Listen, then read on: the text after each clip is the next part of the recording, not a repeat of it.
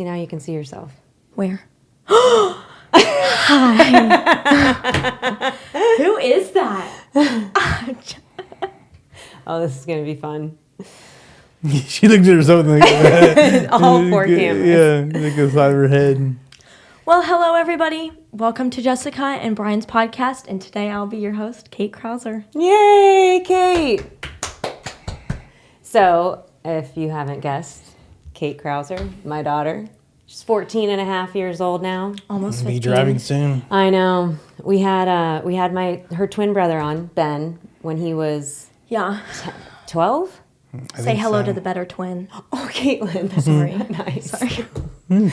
Well, he didn't. He was gonna come on just to do like an age update, but he just said no. He said no, not today. But anyways, I wanted to bring her on, and Gabe, if you watch this, we'd like to have you on too.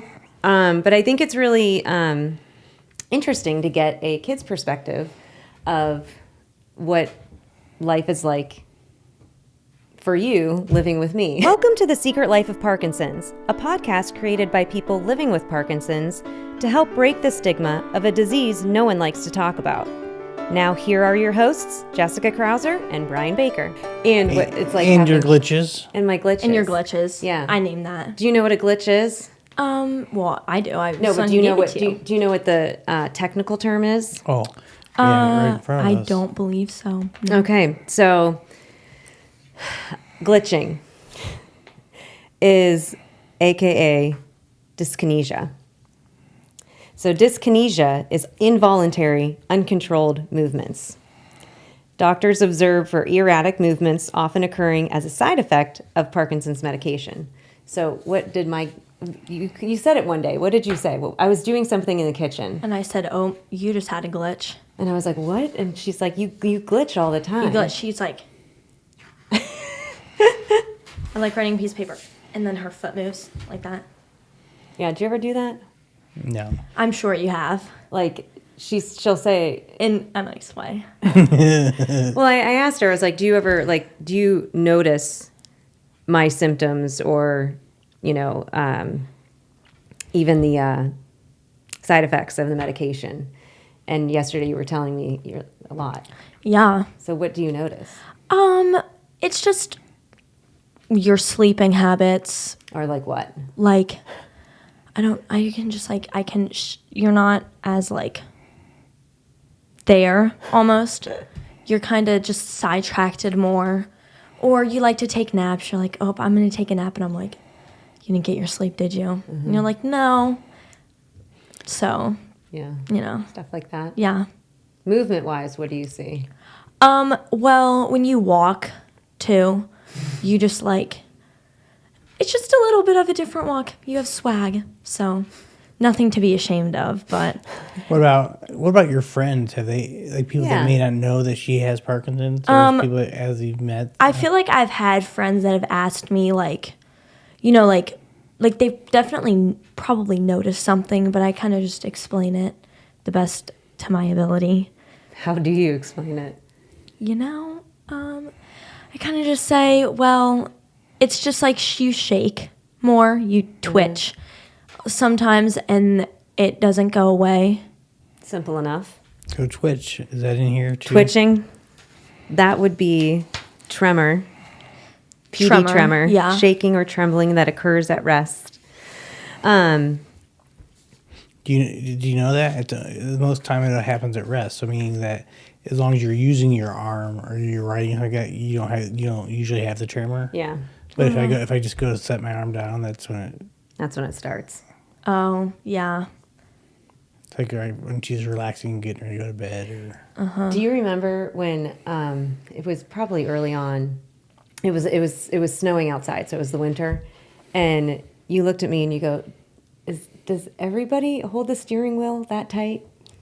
You remember that? So it was wintertime, so I was like probably kind of nervous already, just not nervous, but just you're driving. Yeah. And but it's when I had the death grip, and I still do every once in a while. Yeah. Oh, yeah. You hold it a lot. And I was like, I looked over and I was like, Mom, you don't have your foot on the pedal. And she was like, oh, yeah, I put it on cruise control. And then, because I just see her foot and it's just moving in a motion like this. I'm safe, I promise. Yeah, everything's fine. Everything's fine. You just can't drive. I just like buckle that seatbelt. No, seriously, I know a lot of people who do that too. It's like I put on cruise control, but my feet still stay there. Yeah. Just like any normal cruise control. I do the same thing. I use cruise control, I use lane assist, I use all everything. Yeah, but I still like have a death grip on it.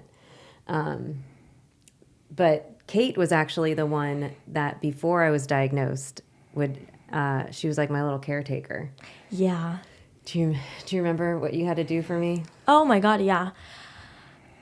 Basically every day she'd be like, I'd come home from school and she's like, Kate, can you rub my leg, please? And I was like, yeah, sure. So I'd rub it, and my dad never did no one Not ever as does. much. No, yeah. So I always did it like massaged her leg, and it was only one. Mm-hmm. I never understood why. She just like said it. You didn't know either. Yeah, we didn't know. That's when I had the rigidity was in my right leg, but I was training for that half marathon with Aunt Tricia, and so I just assumed it was related to that. But I had like a knot in my calf. Yeah. So she would try and like help rub it out. I'd rub it out. Yeah. Thankfully. Yeah, good thing she was there because Derek was not reliable for that. No, he would come around and do it every once in a while, but she would. I just stayed around. Yeah, I was like loyal. no questions asked. So let me ask you this: when you found out she was diagnosed, you were 9. You're not. So she's been around for like 5 years now. Was there a fear that you had back then? Yeah. What? Did you have a fear of? I didn't know if you would like when I was younger and you sat me down at the kitchen table. I didn't know. I just mainly remember asking myself, "Is she gonna die?" Well, you guys asked me that out. You said it out loud. Yeah, I know. I know. So I was like, that's what I was most scared for. And she said no, but I still had a feeling like I just like she almost couldn't tell me everything because I was too young. That it was hard to like wrap my head around. Well, I just find that we're all gonna die at some point. I think that's what I I think that's what I made. So the answer is yes. She eventually she is gonna. Because I remember her saying, I was like, "Well, are you gonna die?" She goes, "Ooh, yes, Everybody, one day." Yeah. Sometime we. And I was like. And I know, and I said that, and I was telling my mom I think about it, and she's like, Jessie, she's like, you don't say that. I'm like, but Mom, it's true. Everybody is going to die on this earth. Like, it's just how you go is gonna be different. Right. So you had the initial fear, and what about today? Is there any questions you have for her or us that you could, or a fear that maybe that's out there? When I explain it to people, like, it's hard because people are like, oh, like, why does your mom have a walker? Why has she been on the news? Or I have a walker? A walk. Oh, the 5K for JK. Oh, I was going to say, I'm like... I was like, I didn't know you were using a walker. I don't have a walker. No, but why do we do a walk? Why do we do the fundraiser? And it's hard to... And why have we gone to New York? And it's hard to explain because, honestly, I don't always get it either. Like, I understand, like, you have Parkinson's, but I just... You can't just be a normal person with Parkinson's. Why do you have to be extraordinary? Because she's Jessica Krauser. Good answer. Yeah, there you go. But do you see it though now that I'm trying to advocate to help others? Yes. And I've like thought when I was younger the 5K for JK was just about you. But because it like literally has your initials in it. But then as I got older, I realized, well, she's how much like at home, how much she does for like kits, or like we were on vacation in Florida and we were making kits. Like she does a lot for people. So then I got to realize, oh, okay, like this isn't just about her.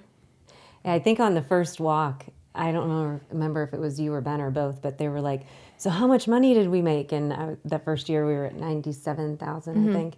And Ben's like, so what are we going to do with it? And I was like, we're donating it. And he's like, what? Ben. I was like, this isn't for us. And he's like, I thought you were raising money for yourself. I'm like, no. But again, they were young, so they didn't understand. Yeah. He's going to go to the cash. Yeah. He was like, Pick it out in the car. he's like, I thought we were getting the money. He wants to unlock that little safe. Yeah. It's like not happening. But yeah, like what have you learned over the years about that, or just about like life in general compared to like, you see your friends and how they are with their families or their parents and how they, I don't know, just how things happen, like live their lives. Like, do you feel like ours is any different? I mean, yeah. Yeah, kind of, because most of my friends, their parents have not like, I don't want to say normal is like stereotyping, but like they have like not this kind of job. So it's like, they're like, why is your mom on a podcast or something? You know what I mean? But nothing that different. Does it annoy you or bother you that I try not to talk about it a lot at home, but I then talk about it here, and then we go to the gym and stuff like that. Is that annoying? Not really, but sometimes when we're out shopping or something, you're always looking for like to help people, which is not a bad thing, but like for the 5K. Oh yeah, I notice it. Like what? I don't know. I feel like we'll go to Hobby Lobby and you're like, ooh, Kate, this would be good for the walk. Oh, I didn't notice that. Yeah. Oh, good. Yeah. Yeah. You need to be present in the moment. But it's not annoying. It's helpful. Yeah. It's just different than, Normal shopping trip. Yeah, like my other friends, like their parents' jobs or. They're not worried about no walk. Shut up. But I still do marketing. Oh yeah, and before you were, a long time ago when like before I was 9 and she didn't know, she would be very like, she's a lot more down to earth now, but then it's pretty high strung. I would walk into school and I just see her like typing those little fingers away on the office. Oh no, you know when that was? That was when I was on Rapinol. It was during COVID, right? Oh, that's right. When she was on her medicine. That made me it literally, I'd come downstairs because I always come down from my room on a school night. I mean, who doesn't? Let's be honest. So I'd open my door and I'd go downstairs and Mom would be like, what are you still doing up? And I was like, what are you still doing up? And I feel like one time when I was younger, I feel like it was like so late and I heard like a pan, something. So you were doing something downstairs. You were up and it was late. So the medicine kept her awake. And with her marketing job, you were high in the position, which we were all proud of, but it was to a point where, I didn't see you and Dad as much as I do now. Yeah. So everything. And she was under a lot of stress. Yeah, but it was so many things combined. Like it was COVID. Kids. Well, because did you see that look she gave you? You shot me some daggers. I don't hold her back. When she was sick, I made her tea. I gave her cough drops, put in a cute little bowl. Yeah, I had COVID a month ago, 2 months ago, last month. Yeah, and she took care of me all by myself. No Benjamin. No. No. He's a sweet, sweet guy, but he's not. He doesn't. He's looking for that Xbox that's hidden right now. Yeah, guarantee it. Yeah. So, how would you describe how I was physically and or like I guess mentally if I was too stressed out back then, from 5 years ago to where I am now? Well, I think it's a lot better if, like you said, some people push it away, but you guys didn't. And I feel like that that you have it, you seem a lot different now, a lot just like not nicer, but a little bit more calmed down. And no, that's totally fine. Yeah, and just not as much stressed as you used to be. And we always wondered why I had to rub your leg. Well, now we know. Yeah. And now you don't have to anymore. No. So if you go to the doctors, get that checked out. You can get your medicine you need, but don't go on too much or you won't sleep. There's a lot of things that can have side effects on, and to exercise. Yes, exercise. She came to class. Yeah, I came to class. She went to Melissa's class. I know she hasn't been back to yoga. Yeah. Oh, I need to get back in my Pilates. You mean? Or Pilates, sorry. But tell them about your experience with going with me last Wednesday to gym class. Oh, with like... No, just how hard it was. Oh my God. I am trying out for the basketball team for high school, and we're doing training right now. And we lift on Tuesdays and Thursdays, and then afterwards we have a practice. I mean, it's hard. Like, we have something on a board and we have to follow it, and it's like I said, it's not easy. But that class that I went to on Wednesday, oh my God, it was so much harder than any liftings I'd ever been to. And I'm lifting with seniors in high school. And this time she was listening with actual seniors. Seniors Yeah. in Seniors in age. I was the youngest one. I think Debbie was in front of her. Cher was directly in front of her. And there was a part where I was just like, She wanted to like just not lay down. or like she wouldn't do like a push up or she wanted to go down to her knees. I go, do you see these people in front of you? Like only half of them are on their knees. The other half they'll at least like hold the plank if they can't do the push up. And I was like, you're 14. They are 70s plus. Right. So I think it's just a good testament to what the program that Melissa has put together at PD Next Steps and how we can and we should be pushing ourselves and everybody should be exercising. oh my, yeah, you have to exercise. Like that's just for any person of any age because that's the only way that you keep everything moving. Yeah. You can see, like, when you're out and about, you can tell the older people that do exercise and the people that don't because there's the movement in their bodies so much stiffer and just different. And slower. And slower rather than, at least a little bit better. So any questions for Brian? Nope. I don't know. You're a pretty chill guy. Sorry, wait, sorry. Do you remember when, because I think you did this to her, remember he had DBS surgery? Yes. And he came over? Yes. And told us that if we had the dog electrical fence on. Do you remember that? I think so. Okay, can you tell that story again? Because it is just so funny.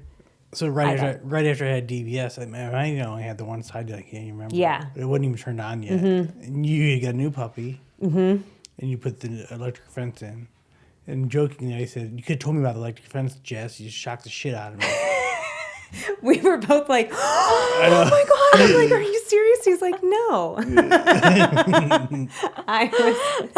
my God, I was so mad. But yeah, that's funny. That was funny. Yeah. It was good times. Yep. Do you like being, not that she's like the main one, but I mean like her initials are like right Do you there. like being my sidekick? Do you kinda like like her being Robin the Quivers. wingman? Yeah, because you know what? She has to do a lot more research. Yeah, because he doesn't do anything. He just I heard you I didn't even look at the emails before this. I did not. I did before. Yes, about 5 minutes before I looked at the email. Brian Baker. See?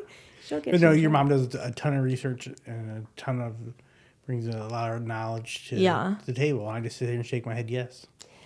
Yeah, but you bring a lot of You make people want to watch the show. Yeah. Oh, I do? Yeah. When I watch it with my grandparents or anyone, they're like, "Oh, there's Brian again." Like everybody just like when you're not on, we always get comments of like, "Oh, where's Brian? I want Brian back," because you just make it fun. Oh, thank you. Yeah, you're welcome. Yeah. When I talk, right?